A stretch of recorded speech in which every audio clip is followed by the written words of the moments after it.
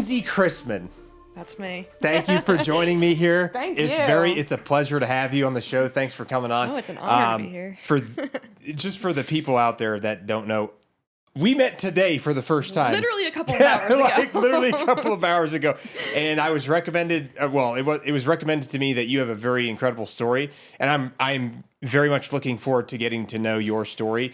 I think storytelling is a really big part of our culture and our community and our, kind of like the community at large. Yeah. Dating back to before the Roman era. And I think that's one of the coolest parts about the community is like these storytelling sessions and stories that people can pass down of experiences and perspectives and things that people have done and gone through. For sure. Because there's a lot to admire about a lot of these accomplishments that people have had. And it's a good way for us to be like, wow, the bar is set really high.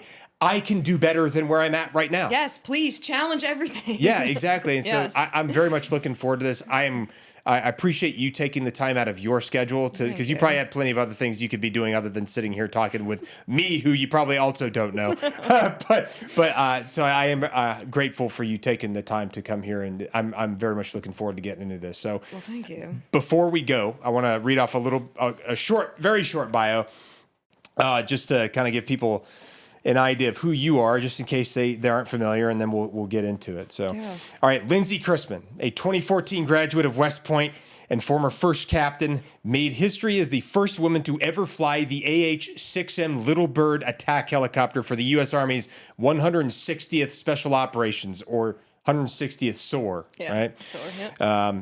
You earned your MBA from Harvard Business School. So you obviously a very smart cookie. You see, and you're now a co-founder and CEO of Opley, right? Opley, mm-hmm. Which is an AI-powered home management platform. You focus on advancing responsible innovation at the intersection of AI, policy, and entrepreneurship. All right, so that's a mouthful of very big words that I don't necessarily understand all of, but I'm interested to hear more about it. But before we get into that, I want to kind of start kind of at the beginning, a little bit about your background. Like, where are you from originally? So originally, I'm from New Jersey. Okay, you're a Jersey girl. I am. All right. I am. Yep. I lived there for the first 18 years of my life before I went off to college. Okay. And I haven't lived there since. You're like, I'm never going back to this horrible place. Yeah, dude. I think that'll probably be the last time.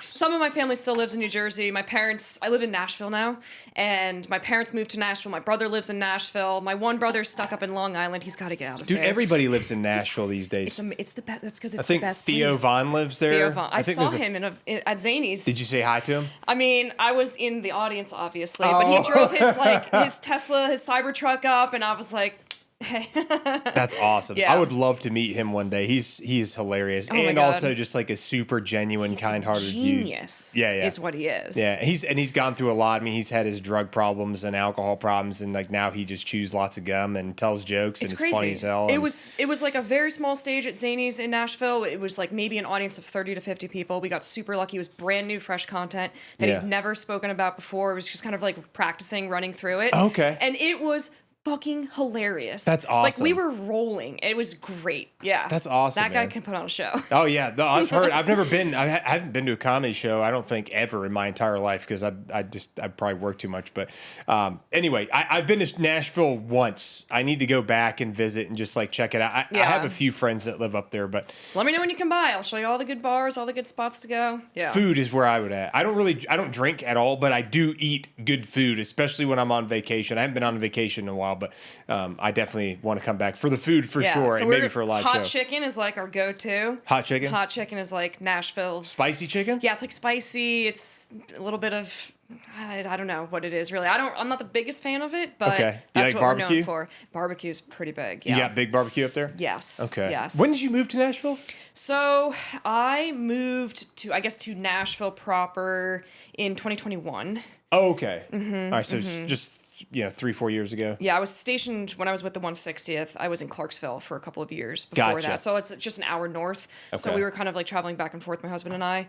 But then we decided just to make the move to Nashville and stay there. Yeah. Cool. Yeah. All right. Well, we'll start back at the beginning. You were in Jersey. Where did you move You went straight to West Point from Jersey? Yeah. What's the process like getting into West Point? You have to have a congressman write a letter of recommendation for you or something? Yeah, it was. So this kind of like stems all the way back to people are always like, why did you want to go to West Point? Because I don't come from a military background. Yeah. My parents were not military whatsoever. And my dad, actually, both my parents, but my dad loves our country's history. Like if there's a brown sign on the side of the highway, you best believe, like Stonewall Jackson's burial place. Yeah. We're pulling over and we're checking out Stonewall Jackson's burial place, like every single time. So of course we only lived an hour outside of West Point, which is a very historical place.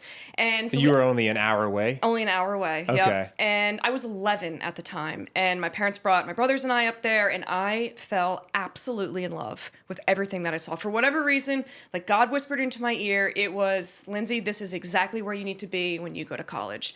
And I came home that day, and as a young 11-year-old, and was like, I want to go to West Point. My parents were like, okay, yes, like we'll figure that out when the time comes. We'll figure that out later. Like, yeah. That wasn't the point of going up there, but yeah, we'll see how this all turns out. Yeah. And I mean, all through my childhood, it was just always in my mind. It is exactly what I wanted to do, and it ended up being the only school I applied to. I put all of the only college I applied to. You're risking it for the biscuit, For dude. the biscuit, yes. I was like, this is what I want to do, and fucking I'm going to do it. Well, hey, honestly, I appreciate seeing anybody who's got passion. She's like, I know what prize I want, and I'm going to attack that thing until I get it. Yes, like there was really very little that stood in my way. I mean, in 5th grade, I remember gathering all my friends. I was friends with all guys. I've always been friends with all the guys, and we used to train for the military on the playground. Like we would like do push-ups, and where did this come from? I have no idea. Would you consider yourself a tomboy when you were younger? Oh yeah, for sure. Did you wear like baggy clothes and Oh stuff? yeah, for sure. Like there was one point in my young childhood, I think maybe 3rd, 4th grade, where my hair was about as short as yours. No kidding. Yeah. Wow. Lots changed, obviously. A lot has changed. A lot has changed for sure. I kind of grew into myself, but yeah. I was always a tomboy growing up. Okay. Yeah. And so you knew kind of that you wanted to do some military stuff when you were younger. You just didn't necessarily know what yet. I didn't know what at all. It was West Point. For some reason, like that place is what was so attractive to me. Yeah. And while we were at the academy, during that trip when I was 11, there was like a helicopter that flew over, and I was like, these aren't students. This isn't college. Like, well, this is the coolest thing. They were wearing uniforms, and it was so... The Harry Potter uniforms. It was literally, it looked exactly like Hogwarts. I know. I was like, what is this place? I know. That's what I think of when I see it, the big gray uniforms and stuff. I know. And it's so, like, when you're there, it's so mundane, and it's such a drag, and you're like, please get me out of here. But it was all I wanted to do. That's so funny. It's like, man, I can't wait to go to prison. I'm looking forward to this. Literally. And it was so funny because, like, my parents were like, do you really want to do this? Like, I was a really good track athlete growing up. I was in the Junior Olympics in high school. Oh, wow. So I could have I was getting recruited to other schools. Coaches were like, please come run with us. Yeah. And I was like, no, I just want to go to West Point. That's wild. So you were in the Junior Olympics? I was, What was that like? It was pretty crazy. I actually have a hilarious story about it because it ended very poorly for me. I ran the heptathlon, so it's 7 events. It's a very rare thing for a high school student to participate in because most high schools don't compete in. You have to be on like a club team. Gotcha. And so I had to do a lot of like private events in order to even qualify. And it was the Junior Olympics I specifically remember. And the heptathlon, it's 7 events. So it's hurdles, high jump, long jump, shot put, 800, 200, javelin, not in that order, over 2 days. And it was the first event of the meet. And I'm so pumped. I'm here. I'm ready to go. And I fucking fall on the last hurdle of the first event on the first day. On your face? Oh yeah, hard. Like smashed right into the ground. Oh and no. Ended up with a high ankle sprain. So I knew something bad had really happened to my ankle at the time. The biggest concern that was running through my mind was, I'm never going to go to West Point. This is going to prevent me from, the coach is going to see this. They're never going to recruit me now. Like that was my biggest fear. It wasn't the meet itself. Yeah. And so my dad like pulls me off to the side and he's like, you finish this first day. Like you go through and you finish every single event on this first day. I mean, it wasn't mean or anything, but I was like, yes, I have to do it. I have to prove that like, even if my ankle is hurting so badly right now. I've got to push through. And I did. It was rough. I mean, I finished in complete last in every event. Like high jump on one leg is nearly impossible. Oh my God, I hobbled through the dude. 200, my worst time ever. I can't imagine having a busted ankle trying to do 200 meters. My ankle was the size of a grapefruit at the time. And so they took me to the hospital after that last event. And the doctor was like, why did you do this to yourself? You probably injured yourself further going through the rest of the day. And I was like, I just wanted to prove to the West Point coach that I don't quit. Yeah. And yeah, so I didn't compete the second day because I was hobbling around on crutches. But Yeah, there's no way at that point. So I got there, but I did not finish. Well, so, I mean, so Jesus, so you didn't quit, but let's see, when did which congressman or congresswoman did you get to write your recommendation? So I had Congressman Freelandheisen out of, I'm pretty sure District 11 out of New Jersey. It sounds like German. Yeah, I think Freelandheisen? I believe it's a that family has been in office for years and years in New Jersey. Mm-hmm. Okay.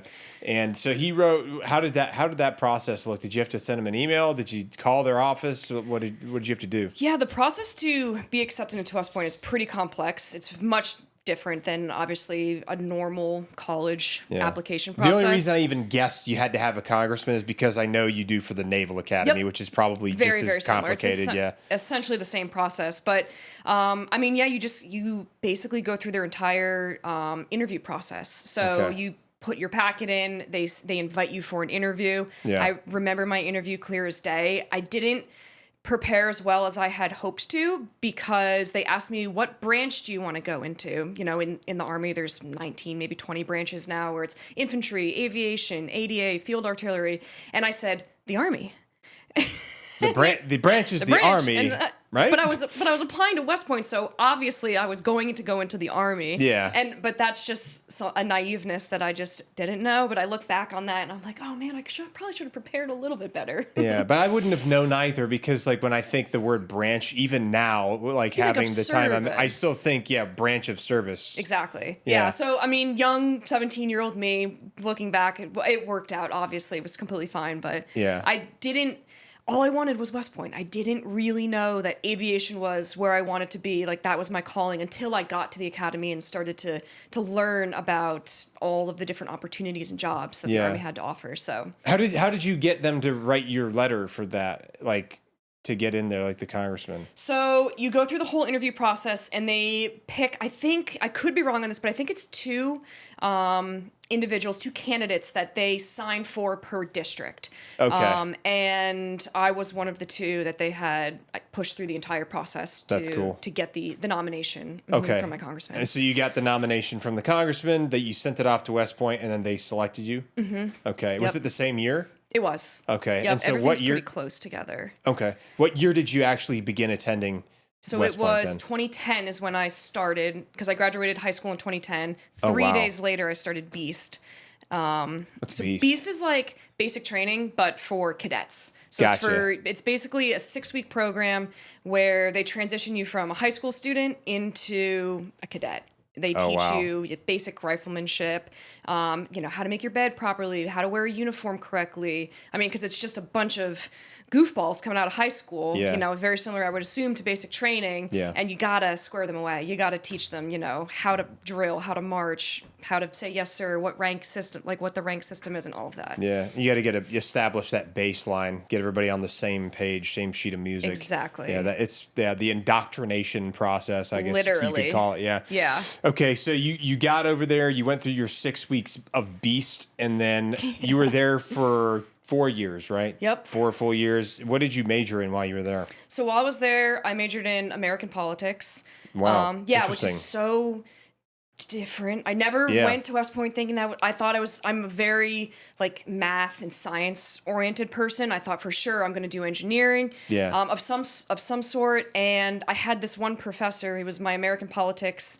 I guess we call them instructors at West Point. And he had lost his leg in Iraq, and he was his name is Daniel. He was Major Gate at the time. Wow. I think he's now out, and he was such an inspiration to me. For whatever reason, I was just so inspired by him, and he was my American politics instructor, and I was like, I'm gonna major in American politics because I want to learn from him again if I could have him for another class. Yeah. So he left a significant impression on you. Very significant, definitely. Okay. Yeah. And it was an okay major. I honestly couldn't tell you a single class that I took. I can't remember any of that at all. Yeah, like it didn't. I mean, he left a great impression, but like the entire, I guess, course itself. Yeah. Well, you probably had to take a lot of random classes that you would never normally take, but they're like, hey, you have to take this because this is part of the program, kind of thing. Yeah, and it was all. I mean, I did like every cadet has to do kind of like a minor in engineering, so I did civil engineering, which I loved. Okay. And then all of my American politics classes were like reading and writing, which was. We didn't have ChatGPT back then to write for us, so. I've always been better at writing in English than I was at math, which has helped me a lot because writing fitness reports and writing awards and stuff like that. And I still prefer writing that stuff just by hand. It probably takes a lot more time, but it just it helps me work through the process to get better at it. Yeah. But I'm terrible at math. I don't math in public at all. Don't ask me to do it in public, but I can figure it out. I pull my phone out. I'm like, calculator, you know? So when did you figure out what you wanted to do in the Army while you were at West Point? Did you find out at West Point what you wanted to do? Mm-hmm. When was that? So it was my yuck year, so my second year there. Yuck year. Yeah. Why is it yuck? Plebe, yuck. It's like a yearling. Like you're coming, I think you're it's like a bird. You're like a baby bird. Yeah, baby bird being like coming up in the ranks. You're a little baby bird. Your feathers are starting to pull out of you. Maybe I'll be able to fly one day. That's so funny. Okay, so you're a plebe the first year. That's the same at the Naval Academy. I think their plebe years are first year, and then your second year is yuck. Yep. And then what's your third year? Your cow. Your cow year? Your cow. Cow. Yep. Like literally COW. And then what's the fourth year? Firstie. Oh, firsties. Yep. Firsties. The firsties. Yeah. Man, there's such a microculture over there, man. It's such a micro. And they all bang on the table with their rings and stuff. Do you have your ring still? Oh yeah, of course I do. Do you bang on tables with it ever? No. You just wear it around and start banging on tables with it. See if anyone notices. People are like, "What is that? Dude, what are you doing, are you? man?" Nope. I know there's a lot of officers in the Army that they rag on the West Pointers, and then rag on the West Pointers. But it's the same thing for the Naval Academy. Like people rag on the Naval. They should rag on us. Like there's so much to rag on for. We sign ourselves up for it. Like the ridiculous shit we do. You should definitely like. It's a very cultural microcosm, and there's like idiosyncrasies that you take with you into your career. 100%. When you're in it, it makes so much sense. Like this is wonderful, but when you're on the outside, you're looking, and you're like, that is the most bizarre thing. That is very silly. We did silly walks while we were there for some reason. So anyway, sorry. You found out your sophomore year, your yuck year. Yep. What you wanted to do, and that was what at the time. So. West Point does this thing called Branch Week, where they bring in all of the different branches of the military, and like they bring in actual like enlisted and officers, and they just basically line everything up outside for the cadets to kind of like practice on. Like what kind of culture do they want to be involved in? So all the infantry dudes, like, do I fit into that culture? Is this what I actually want to do with my military career once I leave West Point? And I remember sitting in my room looking out my window, and an Apache comes down right above my barracks and lands right in front of my window and right onto the plane. And I was like, that's what I want to do. Say nothing less. That is a beast of a helicopter, and I want to fly that. If I have the opportunity to fly that, done. So that was it, right there. That was it. It was like, once again, this moment of just clarity. I didn't talk to anybody else. I was like, that is what I want to do. I want nothing else to do with any other branches. For some reason, as you were describing that, I was like envisioning Harry Potter in his window with the stone walls everywhere. Yes, and then this Apache helicopter landing in the quad over where the field that they played Quidditch at. And it looks exactly like that. Because that's what I'm saying, like the stonework and all that stuff. That's like how I envision that, like you in a tall tower or something. Yeah. Not like a traditional barracks. I just get on my broomstick and I fly out next to the Apache. Dude, I don't know why that was like. I was like envisioning this, and it's like, wow, that sounds really cool. And make you dress like Harry Potter too. Like It's a very cool culture. I think it's definitely a unique culture, microcosm culture inside of the military. But I love it. I think it's great because it's like, I think that all these like wide varieties of differences in culture is super cool. Yeah. And it makes the diversity in culture between even different branches of service, I think, is cool. 100%. Imagine if you had the same across the board. It would be boring. It would be so boring. I love it within different squads. You know what I mean? Like there's a culture within everything we do. I think so. Yeah. I think so. So anyway, you found out, you saw that Apache, you're like, I want to fly a gunship. Yes. That's what I want to do. And then what did you have to do from there? So since I had that as my ambitions, I knew getting aviation at the time when I was at West Point was really challenging. A lot of cadets obviously want to fly helicopters. Yeah. And I knew that I needed my OML to be pretty high. So What's an OML? Like your rank, like your class rank. Okay. So I had to, I was always very studious. And I knew that I was up there academically and physically because I was still running track. I needed my military grade to get stronger. And that's just kind of how they ranked us in order for us back then. They changed it now, but back then to choose what you were going to do in the Army. Yeah. And so you were competing against your peers for jobs. Exactly. Okay. Yep, exactly. And so, I just pretty much set my mind to it. I was like, if I know I need to be top 300 in my class in order to assure that I'm going to get aviation, I'm going to make sure that I am top 300 in my class. And yeah, you can ask all my friends, my roommates. I was just a nerd. I was like, until I met my now husband at West Point, I basically just stayed in my room and studied and went to track and ran. And I just really cared about getting good grades. Yeah. I was a very good cadet. Yeah. Well, you had your eyes on the prize. You're like, I'm going to do whatever I have to do to get this job that I want. I know. I just hyper focus on it. And and that's just, I just really wanted aviation. And we do this summer training event. It depends on what year you want to do it. I think I did it in between my yuck year, so my sophomore year and my junior year, where you go my cow year, where you go and you shadow a unit. Okay. And my TAC NCO at the time, he was an MP, and he was convinced that I would be a wonderful MP officer. And oh my God, bro. Yeah. I'm good. Thanks, but no thanks. And so he sent me to Campbell with an MP unit. And oh man, I was like, for a couple of weeks over the summer. It was fun. I did the taser qualification. I did the pepper spray qualification. I did, the aerosol obstacle course and all that stuff. Yeah. And so I found it was physically challenging, and I enjoyed it, and I liked, the soldiers, and the culture was okay, but I was like, this isn't what I want to do. I'm glad he put me in that so I could see what I didn't want to do and learn from that experience. Well, sometimes that's a great way to learn what you don't want to do is by doing something that you didn't want to do. That you didn't want to do in the first place. Confirmed that. This confirmed that, yeah. Okay, so then how did you get to the pilot spot then, the pilot contract? So when my OML made it to the right where it was where it needed to be. Yeah, you're grinding it out till you got there? Yes. Okay. And when I was in between my cow year and my first year, I was actually selected to be the King of Beast. So remember when I talked about Beast in the beginning? The King of Beast? The King of Beast. So I was the cadet in charge of all of basic training. For the other, the new incoming plebes, class. For the new incoming plebes, okay. And so it's a very, prestigious position to be put in as a cadet. Basically they pick one student.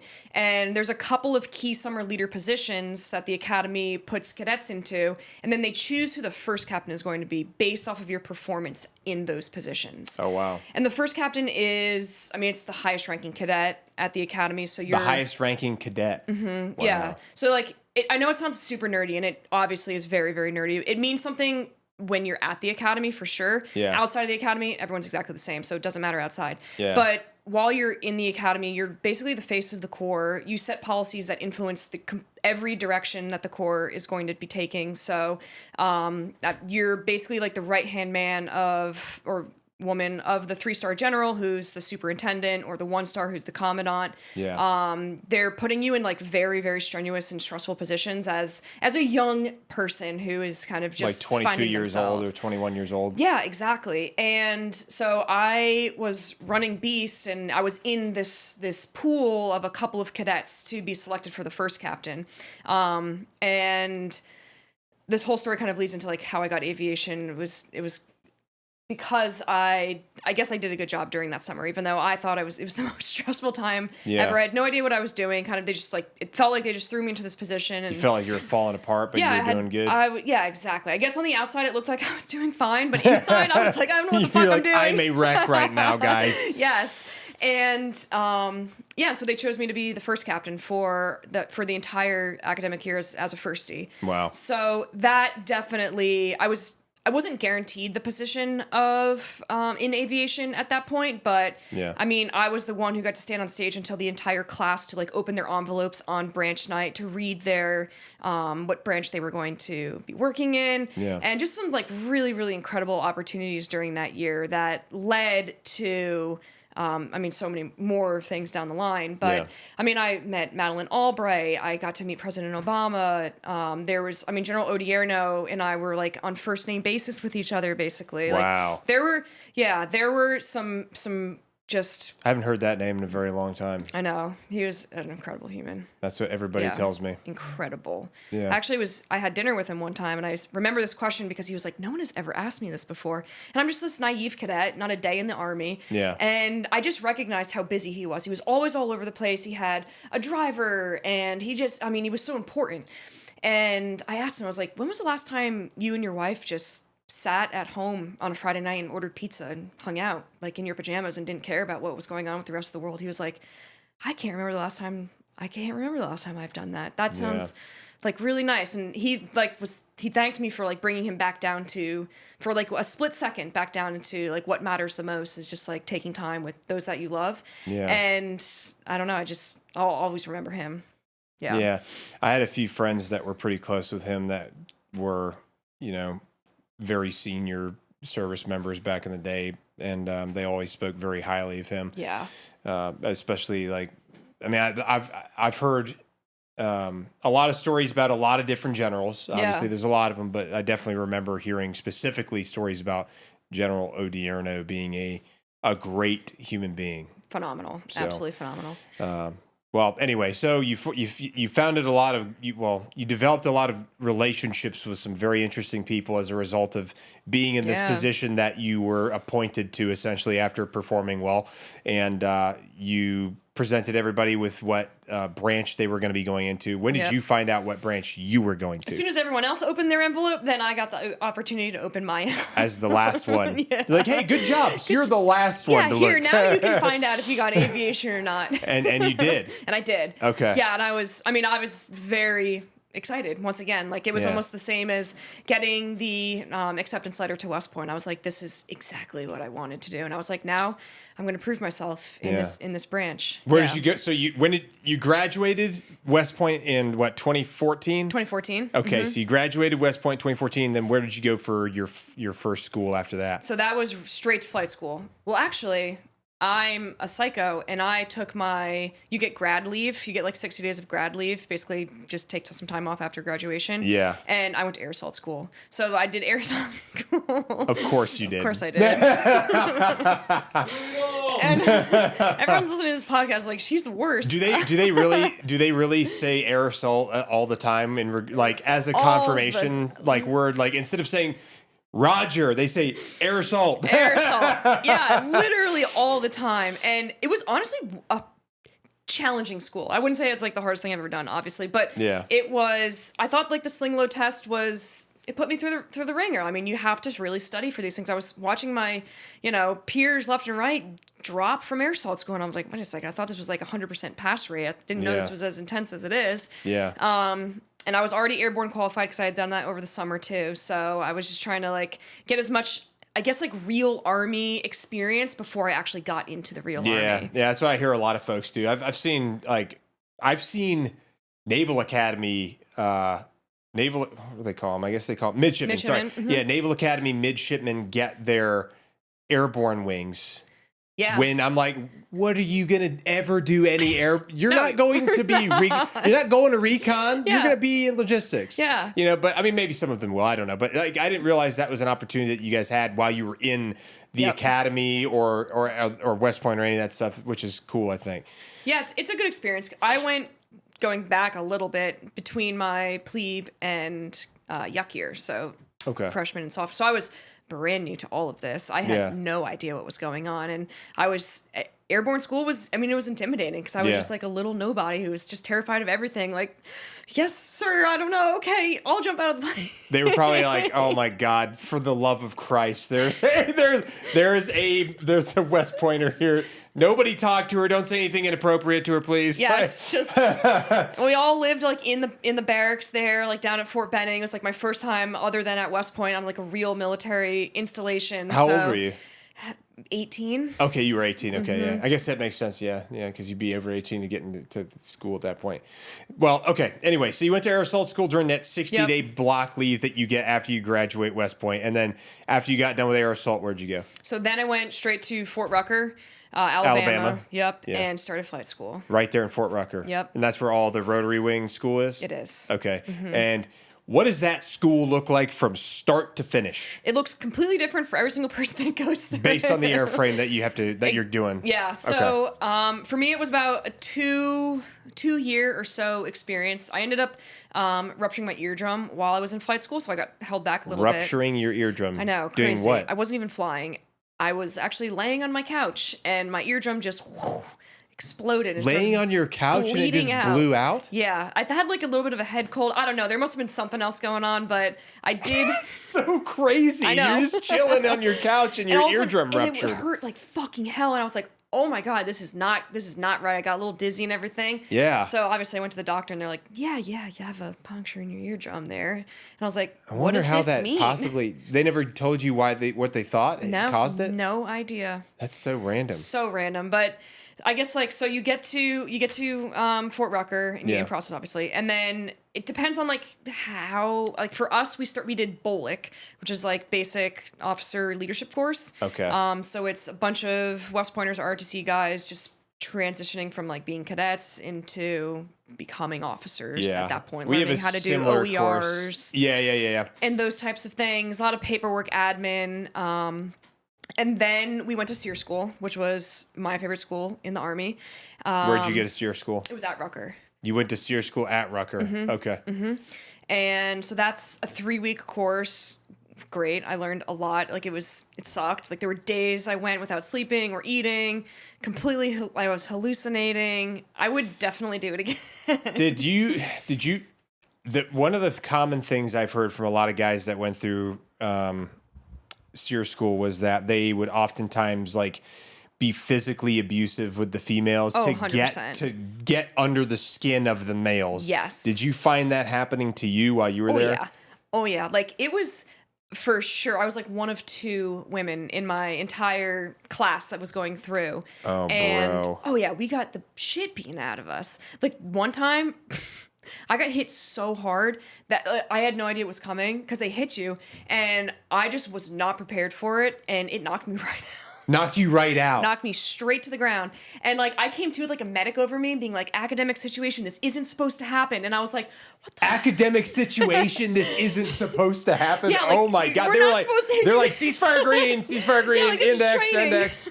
Oh my God, bro. Yeah, but it was, honestly, I think was it closed fist or open hand? No, it's open hand. And I think everyone needs to get knocked out once in their lifetime. I got rendered unconscious in recruit training. Because they were like they were practicing martial arts and stuff, and like my drill instructor basically made me. Well, I was put into a headlock, and let's say he told him to do a blood choke appropriately until I passed out, and then I woke up and was like, "You're like, oh, I tried to tap out. I thought I was home. I was like, oh, damn it, I'm still here, man." But that's way worse than my story. My story's kind of lame, but that's bananas. So you came to, and there was a medic like trying to. Like waft me back to life, and I was like cracking some smelling salts and stuff. I'm like, I'm okay. I just don't know where did that come from? It came out of absolutely nowhere. Yeah. But like I said, I was fine. I was not hurt or anything. I jumped right back into it, and it was just kind of one of those things I get to take with me. Like, hey, I know what it's like. Imagine how shocking that was to the dudes that were there that were being forced to watch. Oh well, them for sure. But I also feel bad for like the instructors at SEER school because one, they're just normal guys, right? Yeah. Like you see them in the commissary like weeks after, and you're just like, Yeah, now I know what you knocked me out, bro. I'm coming for you. Yeah, it's a whole, I mean, you forget that you're in the school. They do such a good job of depriving you of just basic necessities. You really you feel like you are a POW. It's like this crazy experience. It's a very, very mental fuck game that they do with you. Yeah. And yeah, it was a good one. I killed a chicken. You know, we just did so many like things I just would have never done in like a normal everyday life. Yeah. But it was a good learning experience. Wonderful. Yeah, for sure. I always feel, even still today, I mean, that was 10 years ago, I still feel equipped. If something were to happen, I think I would know exactly what to do. Okay. Like, I remember, like, how to put the handcuffs on the right way, how to pick a handcuff, how to pick a door, like, all these just cool little unique skills that people would never assume I know how to do. Yeah. Like, okay. Yeah, you got some. I got skills. Yes, in my back I've got pocket. skills. You don't want to know what they are. Okay, so you went through SEER school, 3 weeks of that, and then after SEER school, what did you do? So then you start primary, which is you basically learn just the very basics of rotary wing, how to fly a helicopter. Okay. We trained on the TH-67. What is a TH-67? It is a single engine, basically like a police helicopter, I guess would probably be the best way to describe it. Like those helicopters you see overhead, like for traffic or that news. are doing like searchlights and stuff on them. Yep, exactly. Skids, so just pretty light airframe. It's just passengers. Yeah. And yeah, we learned how to like hover. We got our first. We did our first emergency procedures. It's very academic focused. So you learn all about the instruments of the aircraft, all about the electronics, the avionics, the engines, all the systems, all of that. And then after that course is complete, you go on to instruments. And that's basically learning how to fly a helicopter without being able to see outside. Okay, so at night. Yeah, it's more or less like in the clouds. So VFR is like during the day where there's no clouds, I can see the runway, I can see other planes around me, other helicopters around me. IFR is where you're in the clouds and you can't see what's 2 feet in front of the helicopter or the plane. That's kind of sketchy. Yeah, it's not fun. And so they teach you how to transition from VFR into IFR, and then once you're in the clouds, how to fly the aircraft just looking at your instruments. Okay. So you really have to trust your instruments, be able to do very quick cross checks, and still be able to trust yourself in those situations. That because there's so many problems that pilots face, which is really, really scary, where your proprioceptive system, so basically like how you feel, is not how the aircraft is flying. So for example, if you were to like close your eyes and tilt your head to the side, eventually your body would tell you that you're upright because it equalizes in that position. So when you're in the clouds and you have zero visual cues or reference to what is actually up or down or sideways, if you don't trust your instruments and you are flying by quote unquote the seat of your pants, you could flip that helicopter over in a second. Yeah. That's something I hadn't even considered, because you have to like, there's like things that show you like if your bird's level and stuff. Yeah. So you have to like learn to trust your instruments in that way. Yeah. Because that would be super sketchy if like you're just in the clouds, you can't see anything. If you didn't have instruments to tell you, like, and you can't see anything, you flip upside down. Because the second you start to trust the way that you feel versus what the instruments are telling you, you're done. Yeah. And that's like a huge learning objective during that initial course, because you have to be able to have like strip yourself of your ego and say, you have the flight controls, I cannot fly this aircraft anymore because I'm feeling something that's not accurate. Yeah. So it kills a lot of pilots, unfortunately. So yeah, it's in just training or in both. Both. Yeah. Okay. It's a really, really dangerous situation. If you're not consistently training, trusting your instruments, and you are used to flying VFR, then it's a dangerous situation you could find yourself in. Okay. Definitely. So how long was that training pipeline for that piece? I think that was, so for like primary instruments, maybe about a couple months or so. So not too long, but you get a couple of hours. You don't fly nights just yet, if I remember correctly. And then you go into BNAV is what they called it, which is, I'm pretty sure that was what they called it. And that was a really, really fun time. So you fly a Kiowa. So you kind of transition aircraft. It's similar. Kiowa, yeah. Yep. it's similar to the TH-67, and you get to land you do all this like NOE flight. So you get to like learn how to fly nap of the earth. You learn how to take off in really confined terrain situations, like really start to understand the limitations of the aircraft, as opposed to having this IP next to you and you're just landing to a runway or flying straight and level. So it's another like a couple of week long course, and you get to solo. So I got to fly with another student, which is kind of scary, but especially the first time you do it, you're like, oh my god, I don't want to kill us. I rely so heavily on this IP right now. Yeah, I really don't want to kill us. I promise. Yes. And they start to trust you at that point. And then after you graduate from that course, you go into selecting your advanced airframe. Okay. So it falls kind of very, very similar in line to how you would select aviation at West Point. It's OML based, but there's also a lot of luck involved.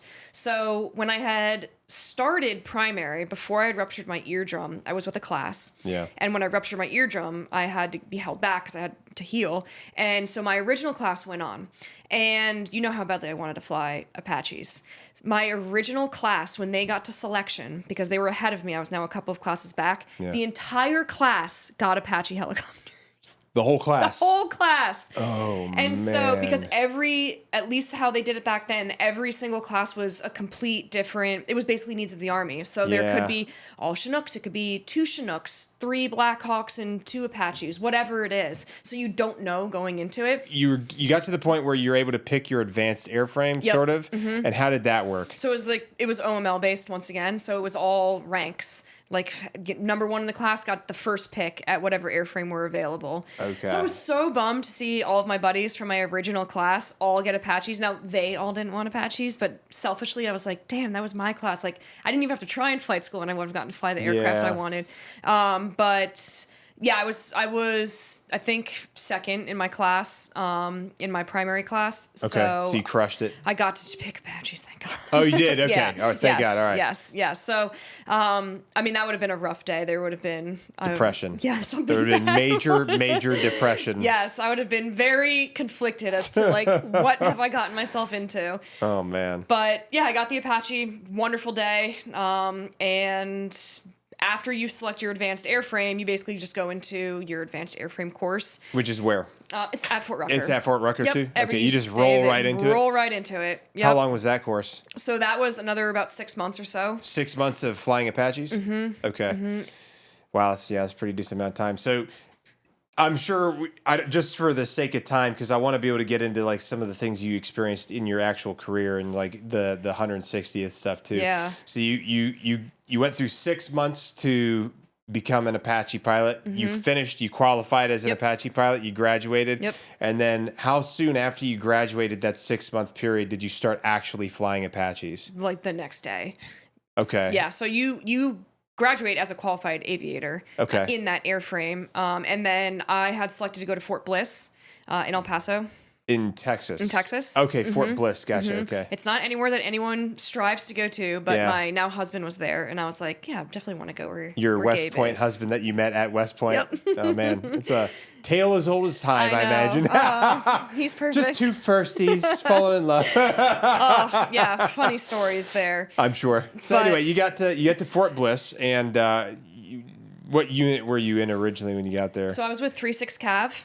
Okay. And phenomenal unit. Literally, those guys, hands down, some of the best human beings I've ever got the privilege of working with. That's awesome. My commander at the time. I mean, I learned so much from him, and one of the most important things was he pulled me aside and he was like, your only job as a lieutenant in this unit, in this company, is to fly that aircraft. I don't care about you building the flight schedule. I don't need you to do training meeting slides. I don't need you to do all this other bullshit admin work. I need you to be in that cockpit flying with an IP as much as you possibly can. Yeah. What is an IP? Instructor pilot.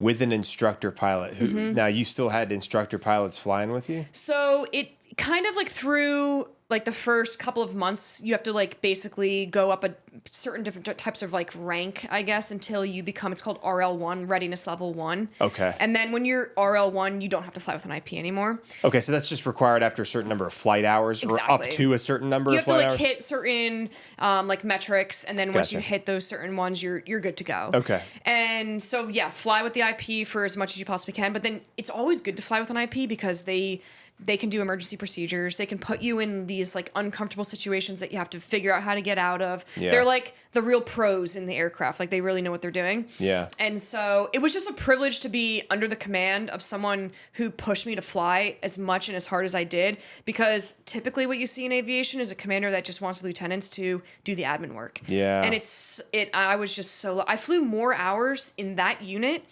than I would have if I had deployed as an Apache pilot, which I never got to the privilege of deploying as a 64 pilot, but I flew my ass off in that unit. And that's the reason why I was able to get to the 160th as still a lieutenant, because I had as a lieutenant, so you got many to the hours. 160th. Yeah, I assessed as a lieutenant.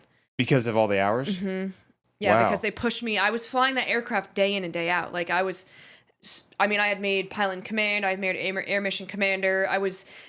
Just doing as much as I possibly could. Yeah. And it was, I just got pretty lucky, honestly. How did you find out about the 160th? I always kind of knew a little bit about it. Like it was like this mysterious unit. I didn't really truly know what it was or their capabilities. Yeah, it's pretty mysterious. Yeah. And we had a recruiter, like a 160th recruiter, come to Fort Bliss and give like a brief on, hey, come over to the dark side, join the 160th. Yeah, come do secret squirrel stuff. Yeah, come do like really cool stuff. You don't want to do any more of this conventional army stuff. You want to come over here and have a lot of money and do all the fun stuff. Insert JSOC places and yes. stuff. And I was like, well, that sounds right up my alley. Like, I definitely want to push myself. And I sat down with my battalion commander, who was actually an X-160th pilot. So he had flown the exact aircraft that I wanted to fly. Oh, wow. And I sat down with this guy and I was like, sir, I really want to fly the AH-6 Little Bird. I want to stay in attack. I want to go to the 160th and I want to fly the Little Bird. Yeah. And he was like, ooh, no woman has ever done this before. He was like, you can do it. Like, don't get me wrong, go for the assessment, but don't have your hopes up, because no woman has ever favorably assessed for this airframe.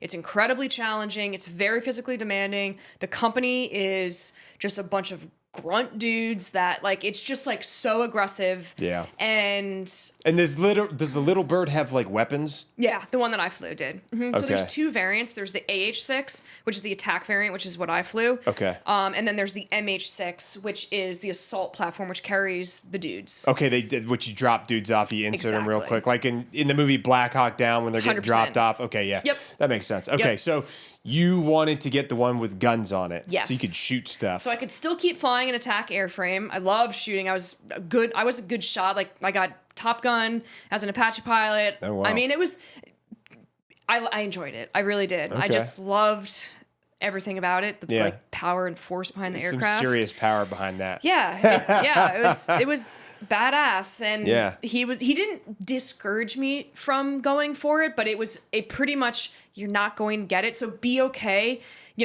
going to the 160th if they decide that they want you to fly with them, flying Chinooks or Blackhawks. Yeah. So you will lose the opportunity to fly this helicopter that you've wanted to fly for so fucking long. Yeah. So if you do assess, just know that the likeliness of you getting the AH-6 is maybe 0.5%. When did you know you wanted to fly that airframe? When I found out how hard it was to get. Okay, so you were already an Apache pilot for a little bit, and then somebody, like, was it the 160th like recruiter guy that brought up that bird? Yeah, I knew of the Little Bird. I had so when I was flying the 64, the Apache, we went out to Texas, to some other place in Texas, and it's called the Flight Lead Eval. Okay. And it's all based from the 160th, and basically they're just doing a training exercise in order to qualify someone as a flight lead. And we came in as Apache pilots, and we're just extra support, basically, to kind of like tie into the stack. Yeah. And I was like a lieutenant at the time. I was just so eager to learn and to understand what was going on. And I saw one of the Little Birds in the hangars, and I was like, what's that? I like that helicopter. Oh, that it piqued your interest freaking in cool. it, Yeah. Okay. And so I just kind of networked while I was there, talked to as many people as I possibly could, learned whatever I could. I wanted to, prove to them, even though I was still an Apache pilot, like, hey, I'm very, very interested in what you guys are doing. Like this, I saw the professionalism in that unit from an outside perspective, and I was blown away. From everything from their time cards to their execution to literally hitting the target plus or minus 30 seconds in training, I was enamored. Yeah. And it was so different than what we did in 64. Like, honestly, flying that aircraft, like, our lead up and mission briefs and everything was so sloppy compared to what they did in the 160th. And I just love the professionalism of it all. Yeah. And so that was like one of the ways I learned about the Little Bird and was just drawn to it at that point. And when did you actually, like, how do you get into the 160th? You apply and you just try out? Yeah, kind of. You drop a packet. Okay. And then they decide through, just doing a packet evaluation, whether or not you are qualified at that point. You basically have to have at least 500 flight hours. You have to be pilot in command. You have to be an air mission commander. You have to, like, certain amount of goggle hours. So there's night flying and stuff? That makes sense, yeah. So there are certain, initial qualifications straight up that you have to meet. And then, if they're like, hey, yeah, come for the assessment, it's a week-long assessment process. That is a week of hell. And that is where they really, really test you. Yeah. Do they keep that kind of secretive? It's pretty secretive. Okay. Yeah, definitely. I mean, it's one of those things where if anyone ever wants to go to the 160th, just know during that assessment, do not quit. That's the key. Whole point is that just don't quit. The key. There's a lot of things in the military. That's like the key to success with. Yeah. If you don't quit, you're gonna make it. It's a mental game. Yeah, Keep your head on the shoulders. They put you through, countless hours of not just flying, but of just like screaming at you, and like you do a ton of like psychological tests and evaluations, and you're a lot of physical tests. You're in the pool, then you're, doing lifting ammo cans, like doing all these crazy things. Wow. To exhaust you, to then put you under pressure. And how do you make a decision when you're completely exhausted and you know that your career is very heavily on the line? That's always how they do it. They break you down. They're like, you're not going to sleep. You're going to work out really hard. You're not going to eat. And now we're going to make you fly. And you're not going to do anything right this entire time. And we're going to make sure you know that. We just like mentally demoralize you for days. Yeah. So when I got to the board at the end of the week, I was like, there's no fucking way in hell I made it to this unit. I was like, I am a total embarrassment to this entire organization. I should have stayed home in bed. Like, I should have never done this. That was your mindset when you I doubted myself so much. And like, just because like they make you feel like you've done nothing right, which I'm sure I didn't do anything right. Yeah. I don't know what I'm doing in that organization of guys that have been flying these missions for the past 10, 12 years, incredible pilots, the best pilots in the world, and then there's me coming in as if I know what I'm doing. Yeah. And I get to the end of the board process and the battalion commander shakes my hand and says, welcome to the 160th, you're going to fly Little Bird. And I was like, what year was this is a dream, right? This isn't real. Like, I'm too tired to understand. That was end of 2017 into 2018. No kidding. Yeah. Wow. Yeah. Man, I was in Hawaii still at that time. That was a very different, my life was very different compared to the things that were happening in your life. That's very interesting to hear that. So in 2017, you got accepted as the first female, the first woman to be able to pilot the Little Bird. And what was the AH-6. AH-6. Yep. Mm-hmm. And how did that feel? I mean, I didn't really think about it.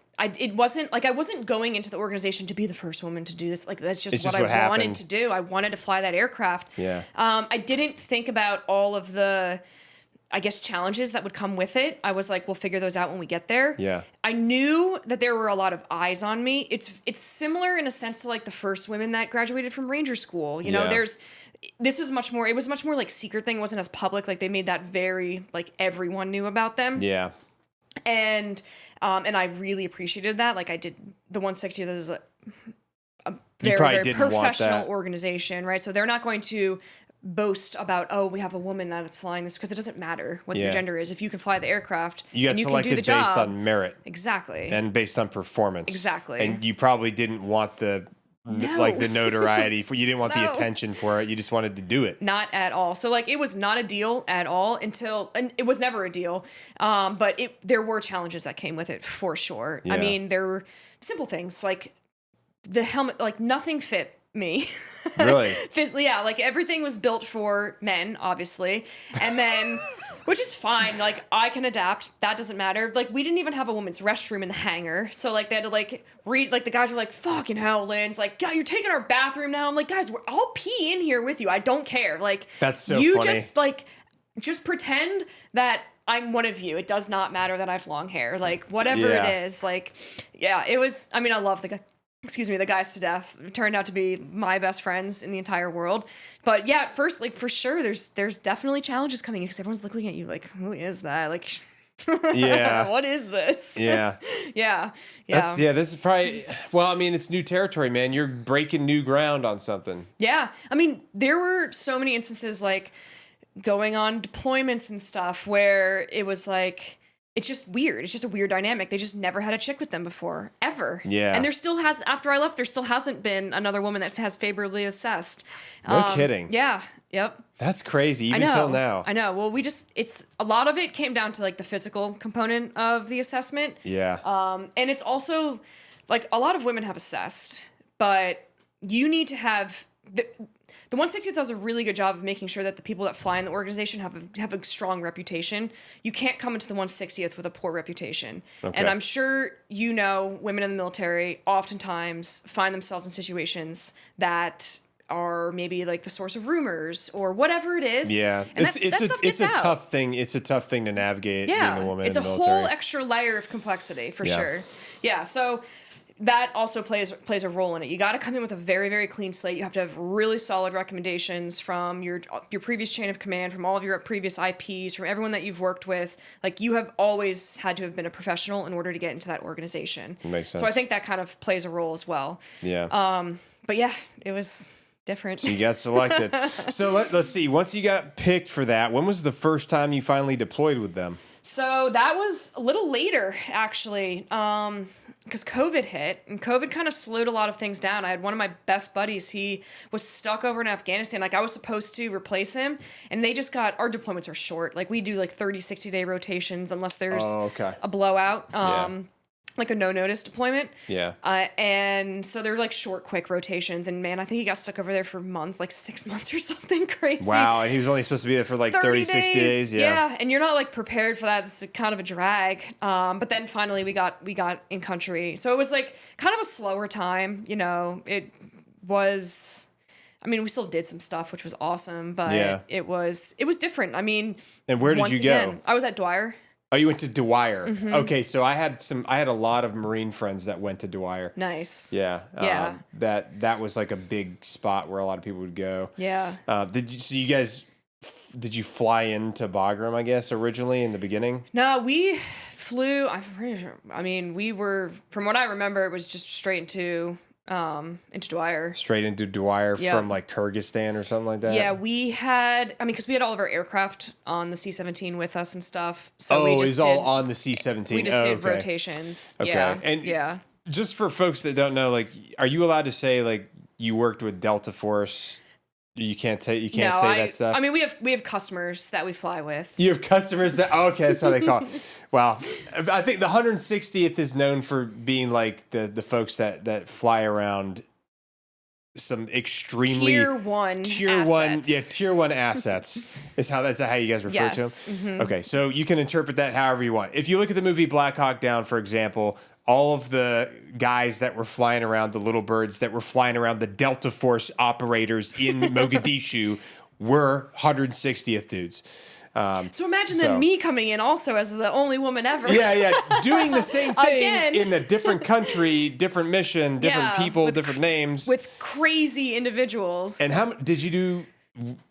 You probably can't talk about any of the missions or any stuff like that, I would imagine. But like, did you ever find yourself in like extremely dangerous situations? Yeah, there were definitely some situations where, we got back and we were just like, ooh, okay, like, I'm glad we had a contingency plan. I'm glad we had QRF. I'm glad, yes, definitely. Did you ever be shot at in the air? There's definitely some interesting situations that, I mean, you're flying black helicopters around. People know kind of. They're popping their AKs off in the air and stuff. They don't love us. Let's just say that. But I mean, everyone on my deployments everyone came home safe. That's good. Yeah. That's good. Mm-hmm. Yeah, that's well, I mean, and I imagine that the amount of planning that would be put into place when you're transporting tier 1 assets around is probably immense because they don't want to lose that. I mean, that's like $1 million investment in that one person. Exactly. So like you're gonna make sure there's proper planning for every single thing. Oh yeah, and the 160th we plan to the second.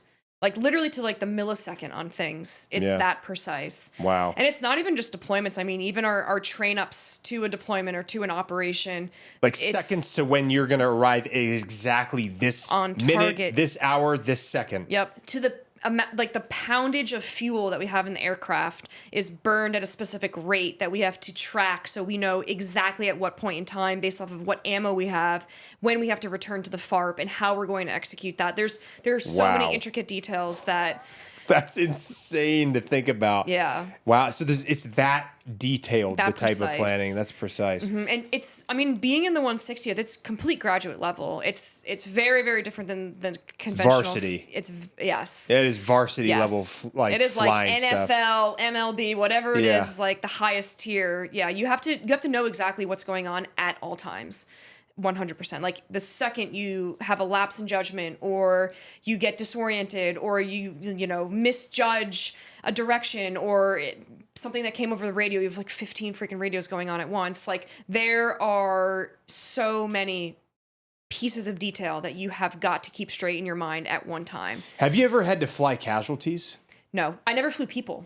Oh, you never flew people at all? Yeah, I only flew weapons. Okay, so you were doing like gun runs for people. Yeah. So did you ever get to like execute your marksmanship abilities on bad guys? There were a couple of instances. Did you get to shoot any rockets at them? Yep. Ooh, no, that was probably very satisfying. I mean, it's because you're protecting your friends that are on the ground doing something. Yeah? Exactly. That's the thing that comes down to it. I mean, there's a reason, there's a purpose. We don't waste ammo. We're not out there slinging rockets for fun type of thing. There's always we do missions that are very like directed, very important. So direct action stuff. Exactly. Yep. Deliberate would be a good like vehicle interdiction, hostage rescue, like very like in and out type of stuff. Yeah. It's like with the Apache, they'd circle above an objective for a couple of hours at 1,000 feet. Like it was just a very different type of like combat situation. Yeah.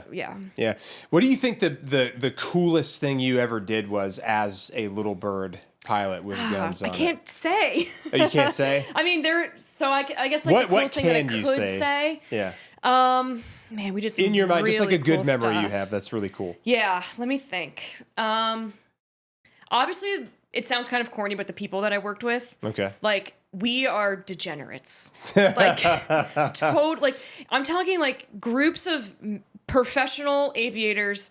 Like, these men are the best at what they do. Yeah. And you would come off of mission and it would be, I mean, we only fly at night basically. And it would be, I don't know, 2 o'clock, 3 o'clock in the morning. And we would just start drinking our faces off. And like these professional men that just came out of their aircraft, executed the mission with precision, then turned into like 20-year-old kids.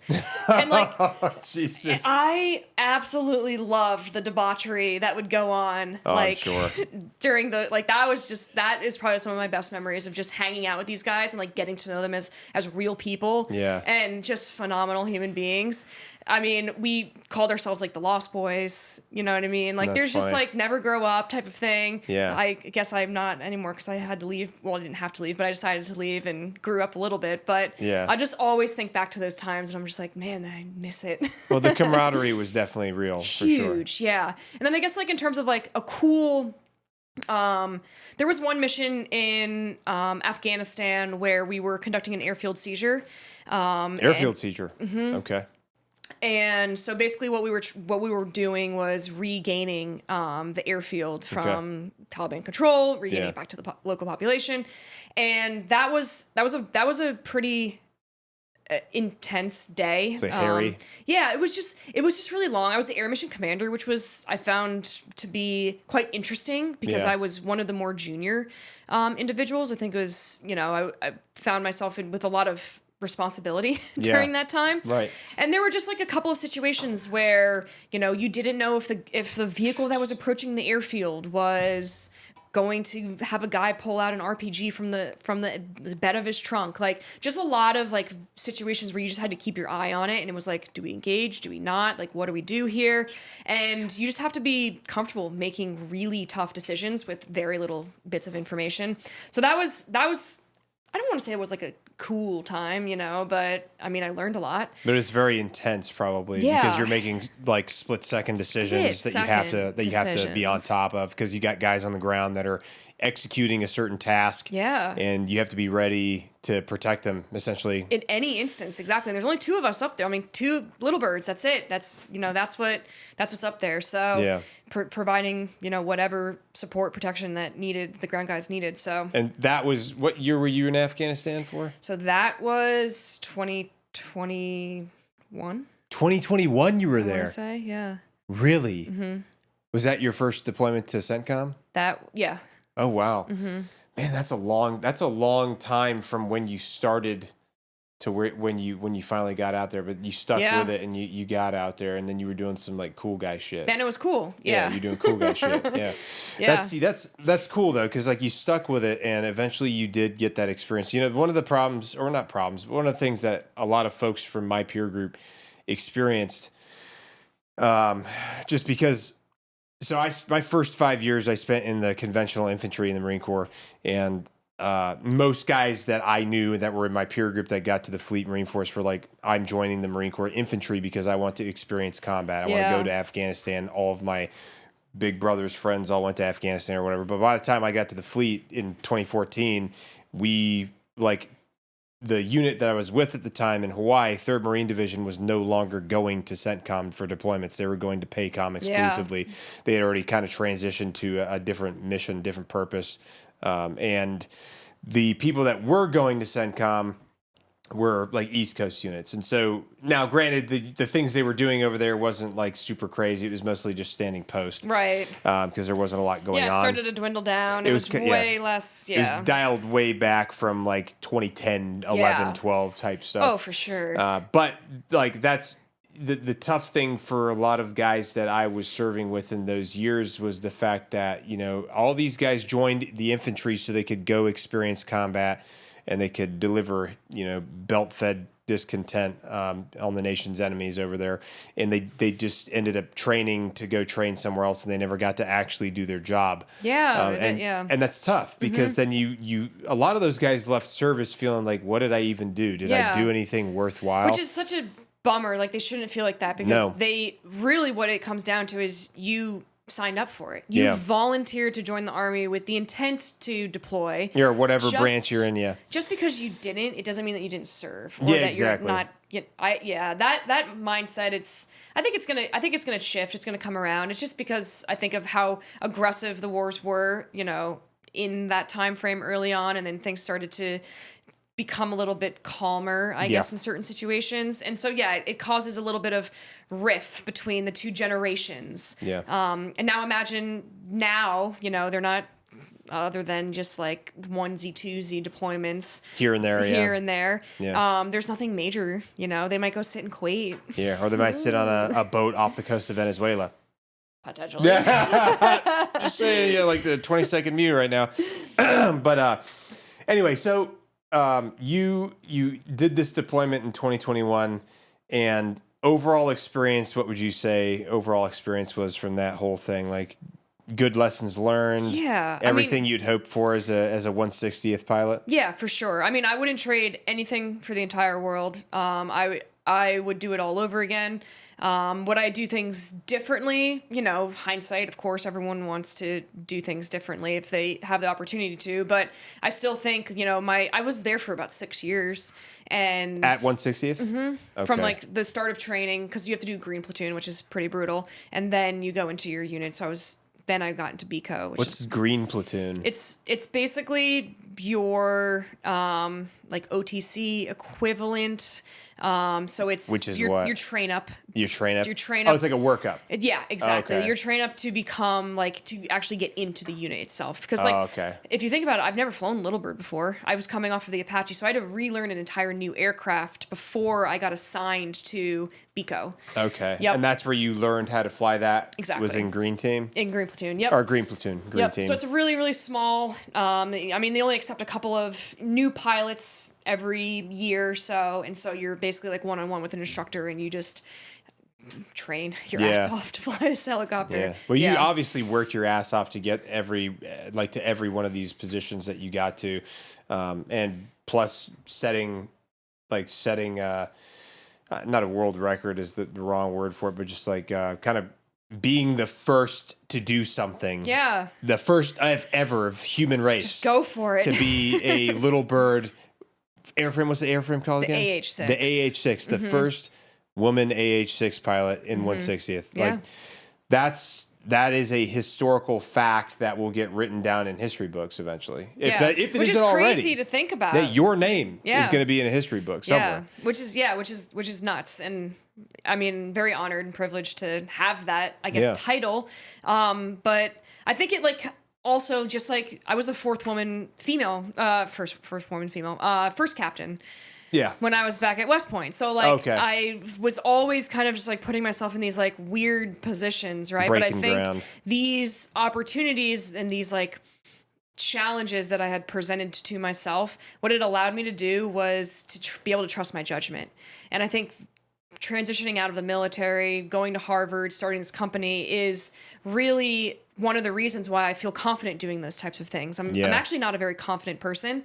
I'm like a pretty like shy, like I don't know, like I just always I'm like I got to learn more before I can actually do that thing. But thinking back in my past, I've learned to be able to trust my judgment, which has given me the confidence to at least take the next step going after something crazy again. Yeah. And when did you so you came back from that 2021 deployment? How long did you go before you actually got out? So I got out in 2023. So I was a liaison officer for a little bit in the 160th too. Oh, gotcha. So I worked with some of the special mission units, our customers. Are you allowed to talk about any of that? I mean, not technically. Not really. But it was basically what I was a liaison officer between the 160th assets and the customers that we were working with. Okay. Yep. I like how you call them customers. Is that how you were kind of trained to like refer to them as their customers? Yeah. That is so gangster, dude. That is the most gangster shit. Like, yeah, all of our, the JSOC operators, the Delta dudes, all these other like spooktacular guys are we call them customers. They're all customers. They don't pay you. No. the government pays you. Exactly. That's funny. Yeah, that was a wonderful time. I mean, wonderful in retrospect, but it was awesome. I mean, I got to go on all of these trips and missions and do all these things with those guys as the liaison officer, still flying the Little Bird. Okay. So I got to kind of do a mix of both worlds, which I loved. Okay. Yeah. And did you didn't do any other deployments after that one, or was that the... Not like big ones. Okay, but little things here and there that you obviously can't talk about any of that stuff because it's just is what it is. That's life. But I mean, my rule of thumb. One day, guys, we'll write a book or something. Yeah. Well, rule of thumb is usually after a certain period of time, stuff gets declassified anyway, but it usually takes a long time. Typically, my rule of thumb for myself is if you can't Google it, I probably shouldn't be talking about it. That's typically that's a good rule of thumb. That's typically, and you're usually safe if you do that. If you Google it, probably not classified, probably not secret, no foreign. And the thing is too is like you don't need to divulge all that. It's not our place to talk about. At least for me, that's my perspective. Yeah. Like let the guys that are still in the unit do exactly what they're doing and continue to keep the country safe. Yeah. And I don't need to, be boasting or... Well, yeah, and I mean, you got so recently too, like that stuff is super, it has not been declassified yet. But I do think it's cool to get these stories down the road, like 30, 40 years later. Yeah. Like, for example, the Mac V SOG dudes that fought in Vietnam that have crazy stories. Dude, where right? at the time, they absolutely could not be talking about that. Yes. But now they can share their stories, and it's like, holy hell, you guys did that stuff? Yeah. Like, that is cool. Like, I want to see a movie about that one day. Yes, exactly. You know, and that'll happen eventually, but it's going to probably be 20, 30 years before these guys or gals that you served with are able to talk about this stuff because it's been declassified or whatever. But anyway, so you got out in 2023, and when did you decide to go to Harvard? So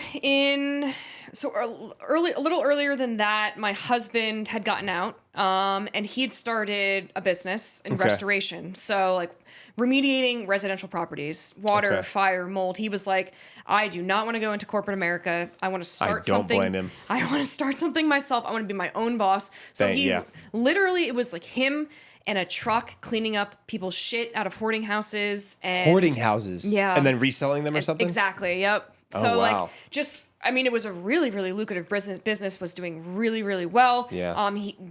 I started to work with him on the business as I was still as I was just transitioning out, and we scaled it. We had, 20 employees. We grew this thing, ended up selling it. And it was just like, that was my moment where I was like, oh, entrepreneurship is pretty enlightening. Pretty cool. There's a lot of things that what I've learned in my past that I can now take with me into this entrepreneurship journey. Yeah. And I really wanted to dip my toes into it. But I also knew, just like I kind of mentioned before, I'm always like, I'm a lifelong learner. I just absolutely love learning as much as I possibly can before I jump into something. And I was like, fuck it, let's just go to business school while I'm, this is a perfect time too. I'm at the right time in my career, transitioned out of the military, I applied to 7 schools. I did get into all 7. Oh, wow. I'm super nerd. Yeah, I guess. What schools did you apply to?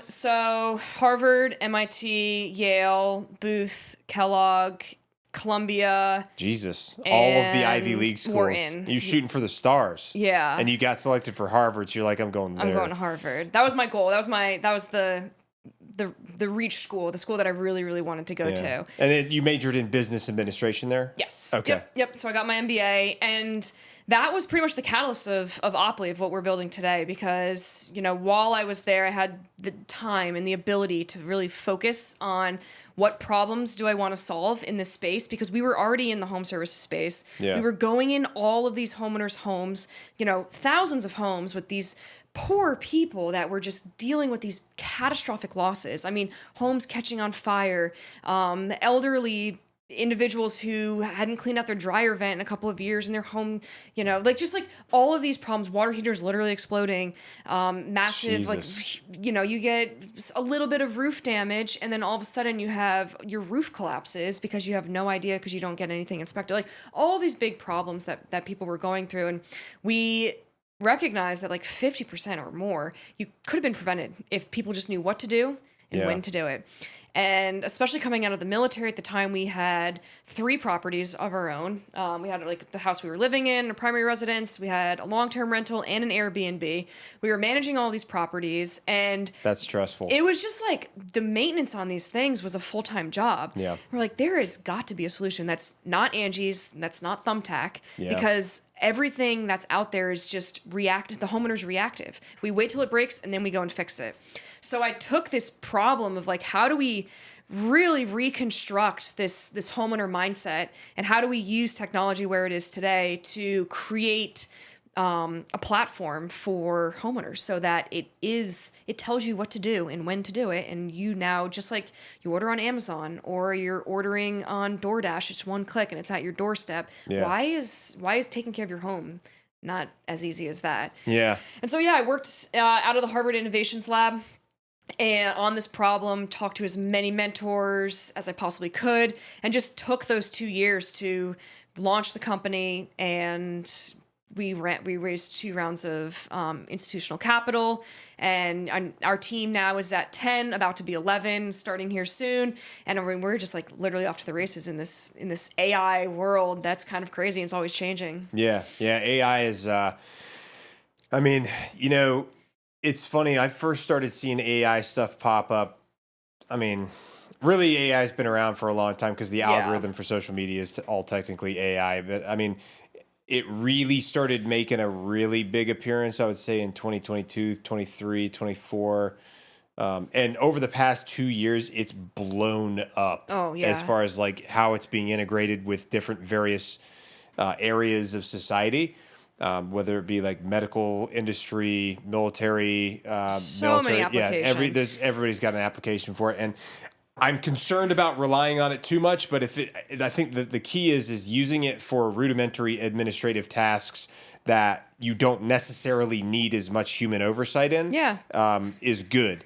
There's certain things that I don't necessarily think AI is up to par just yet, but might be down the road in the future as it continues to rapidly evolve. Like, obviously, I don't think AI is ready to perform open heart surgery and things like that. But there may come a time where it is developed enough to do that. Yeah, I think the biggest thing there is a lot of people like don't even really know what what AI is at like the simplest, most basic level, and really what it especially is just boomers.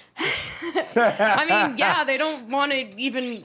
They don't care to learn about it, which that's fine, whatever. Yeah. But here we go. Let's teach them. So basically, I mean, at the very simplest level, it's just systems that recognize patterns in data and makes predictions and decisions off of those patterns. So that's all that it is. We're not at AGI yet, you know, so we're not at that artificial general intelligence that has the same intellectual capabilities and reasoning as humans have. Which would be very scary. Yeah, well, there's 8 different levels of intelligence that we as humans embody and have the capability of, from like spatial to like all these reasoning, physical, like all of those different types of intelligent capabilities are just not there yet with AI, because what it's doing is it's recognizing patterns in data and making predictions. It's statistics. And you know, you hear from like Elon, from Sam Altman, they're striving for AGI. Like we're yearning for the days when these systems have the capability to reason and think and make decisions that aren't based off of this, you know, these patterns in this data. But we're not there yet. Yeah. Well, China's also working towards it as well, which is kind of scary. Yeah. I want America to get it first. Yeah. But the reason that we have this like massive breakthrough is because of the cost of compute has gone down. That's why like that's why we're talking about it. That's why, you know, you're talking about it with your colleagues. Why the cost of compute, like the amount of energy that's required to compute things? Yeah, exactly. So like transformers have advanced, so like the technology behind transformers has advanced so significantly over the past, you know, 5 or so years that it has brought down the cost of compute. And that's why anyone with a credit card and internet connection can now access this technology and start to embed it into their workflows, into their products, you know. Yeah. And now teams of 5 can do what teams of 50 used to be able to do. Yeah. Which is crazy. The one thing I think that we're still going to have to solve is the energy, because like the more we rely on AI, the amount of energy that's required to power AI is monumental, and we don't have the infrastructure for that in the United States right now. The data centers have a lot to figure out. Yeah, there's a lot there. I think the only thing that's going to work, that's going to be sustainable for it, is nuclear, personally. I don't think there's any other way about it. You're definitely not going to do it with wind and solar. It's just not going to happen, and we don't want to have a bunch of coal burning plants all over the country where it looks like Beijing. I think nuclear is the only option, and like, because then that will provide with enough sustainability for the entire country, and it's safer. It's not like 3 Mile Island. It's not like, you know, Pripyat, Ukraine. It's not like Dai Fukushima. Yeah. It's like very safe compared to the way that it used to be, and they can set it up in a way there's all kinds of fail safes where you won't have like a nuclear meltdown. But we got to figure that out, because like AI is here to stay. It's not going away. It's not. And people are finding ways to leverage it to give them more time for things, to make them money, to streamline creating stuff, to build things, to do literally everything, whether it be in the content creation space or the business sector, the entrepreneur sector, everything, man. And it's not going away, because it's making everything that we already do normally easier and faster. Better. I mean, you think you can equate it to like the .com boom. Yeah. You know? I mean, where you had all these companies that were creating websites and slapping .com on everything and raising a bunch of capital and, you know, moving into this whole new world, and it was scary and unknown, and we're in it's the same type of era. It's moving, I think, a lot quicker. Yeah, it's rapid. And a lot of people are investing in it before it gets there, because they're like, I want to be rich off of my stock. We're taking bets on it. Yeah, we're hedging our bets. Yeah. Yeah, definitely. And there's tons of these AI companies popping up all over the place, you know, because everybody's we're one of them. Yeah, because I mean, everybody wants to be able to capitalize off exactly. of it. You know? I mean, these models get better and better and better every single day. I mean, everyone's basically using these third-party LLMs.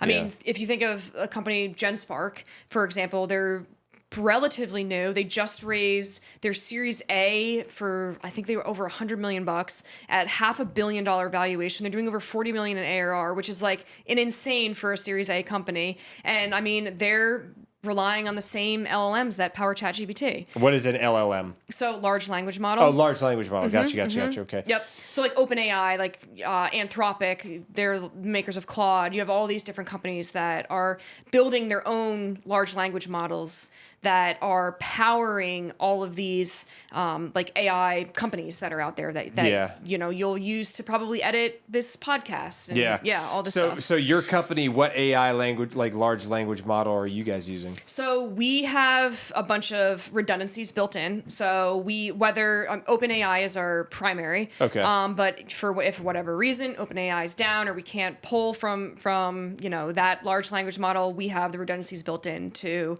use SDKs from other language models that are out there. So our platform, it's basically just building in redundant contingency plans.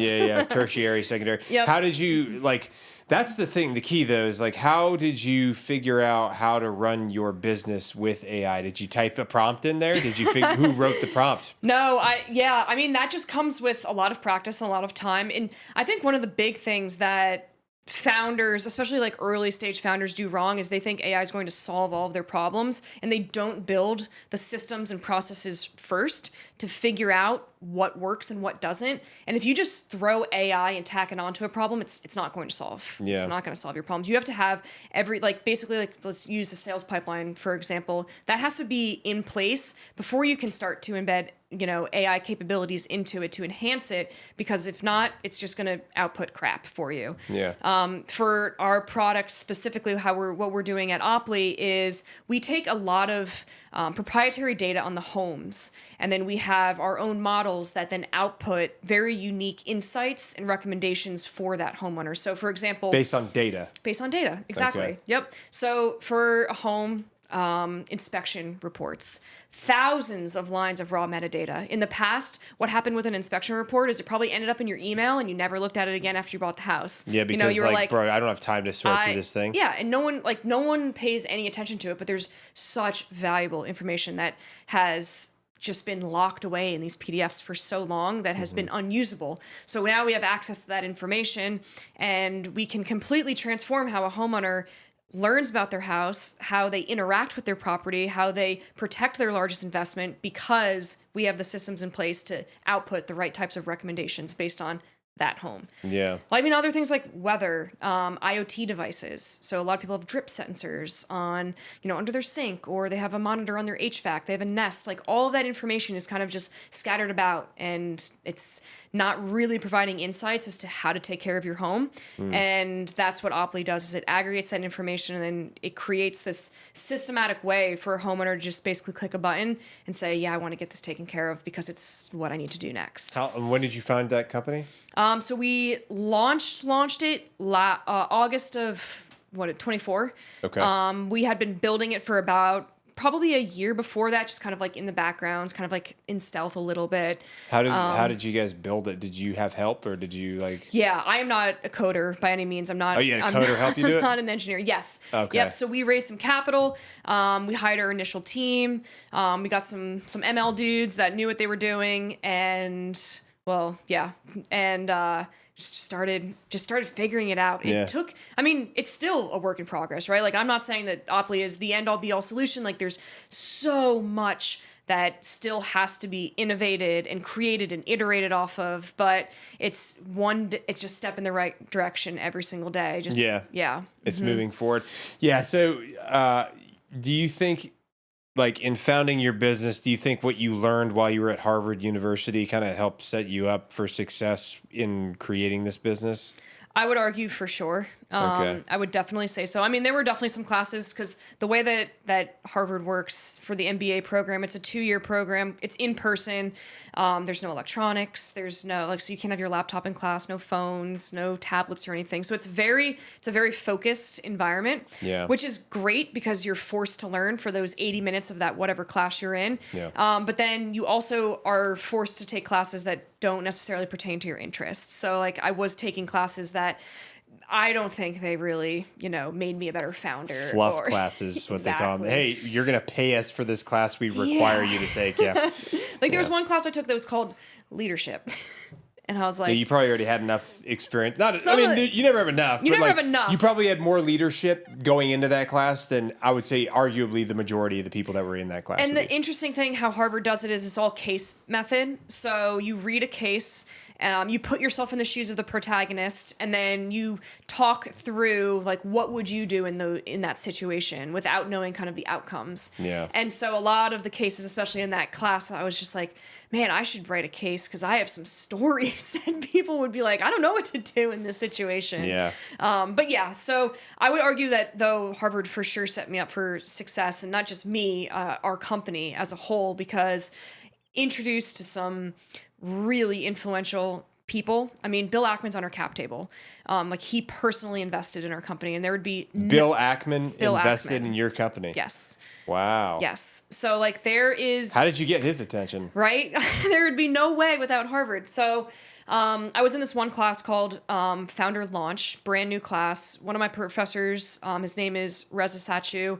Really, similar kind of guy to Colonel Gade that I talked about at West Point, who had lost his leg. Yeah. Reza is that type of influential individual for me at Harvard. And I just came into HBS. I want to found a company. This is what I want to do. And HBS is very well known for, private equity and finance and consulting. There's not much support for founders. And so Reza recognized, my ambitions there. And he has created so much, I think he's sold multiple companies are worth over $1 billion. This dude has it figured out. Crazy, so bro. Freaking crazy. And so he invited me to a rooftop. What does rooftop mean? Literally his rooftop where he was hosting Bill Ackman and all 13 deans of all of the 13 Harvard schools. So I was invited to this cohort of people where a soiree? Yeah, literally. And I'm just like, what am I doing here? And do you feel out of place up there? Yeah, obviously. What is this? These guys are all worth billions of dollars. I'm hello. Yeah. And so at one point in the night, Reza was like, Lindsey, pitch your business. And pitch Opley, tell this entire group and all these important people what you're working on, and just to pitch it to everybody. Yeah, and so I just did, and Bill Ackman came up to me and was like, "I'm very, very interested. I want to schedule a Zoom call." So I did a Zoom call with me and Bill, and after it, wow, yeah, he was like, "I want to invest in your company." That's freaking dope, man. How does that work when someone invests in your company? Does he just own a portion of it, or yeah, it's equity. So equity in it, and how does that even get measured? It's all based off of a valuation of the company. So we were raising a priced round at that point, and we have a lead investor who sets the price, basically a share price. Okay. And then it depends on how much he puts in and how much he gets of the company for that. Is this a public company then? No, we're not public. You're still private, but you still get it set up in a way where you can start asking for investors on it and stuff like that. And if they think that it's valuable enough or that they could get a good return on investment, then they'll kick you some cash. Exactly. Some dough. Yep.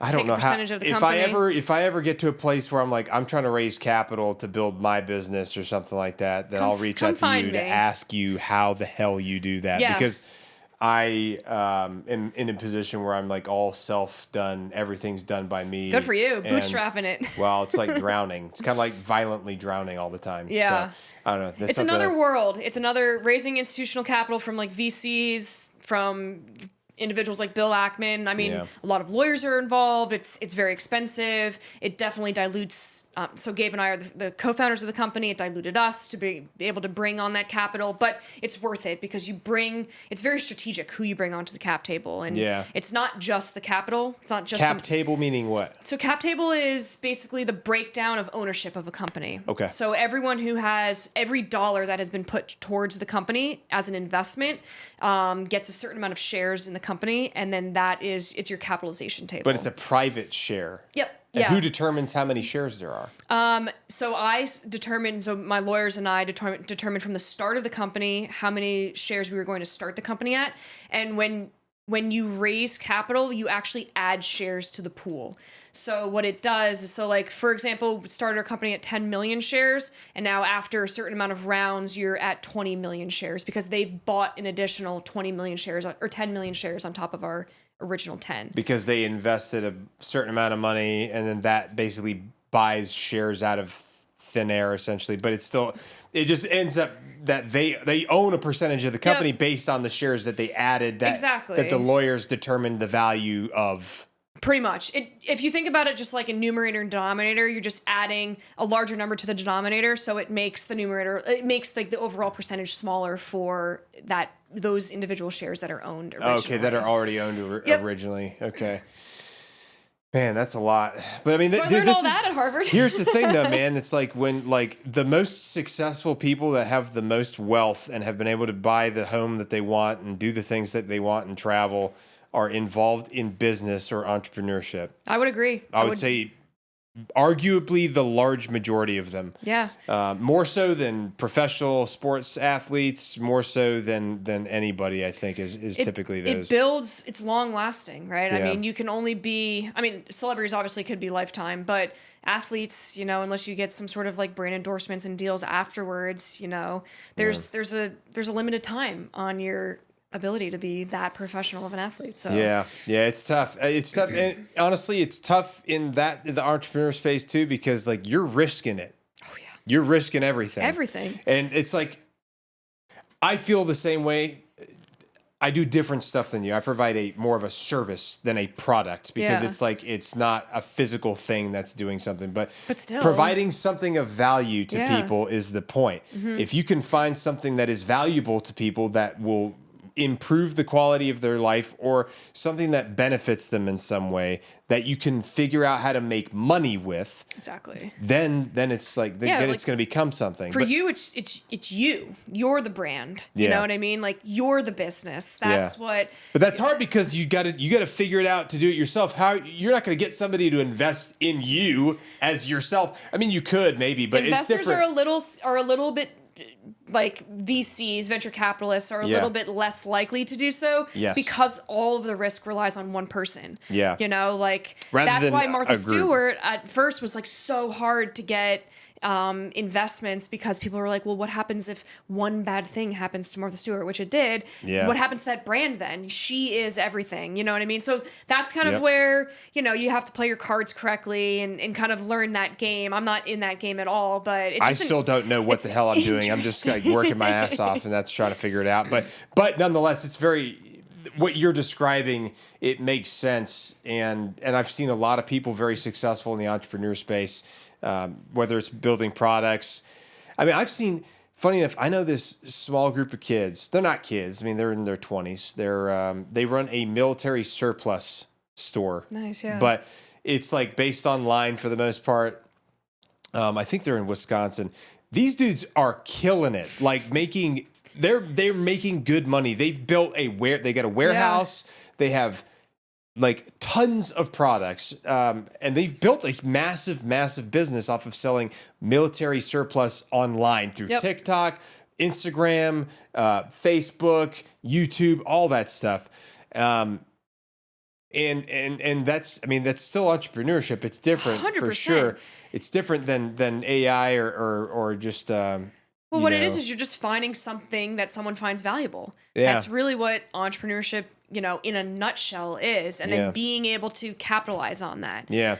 It's a tough business. And again, it comes down to like, how much work are you willing to put in for yourself? Yes. Because nobody else is going to do it for you. 100%. You don't have that guaranteed paycheck coming in. So like, if you have a bad month, it might be hard. Yeah, might have a rough time. And that's what sucks about. I mean, you're in business with your wife. You guys do everything together. We're in the same boat. If the business flops and this doesn't work, we're in it together.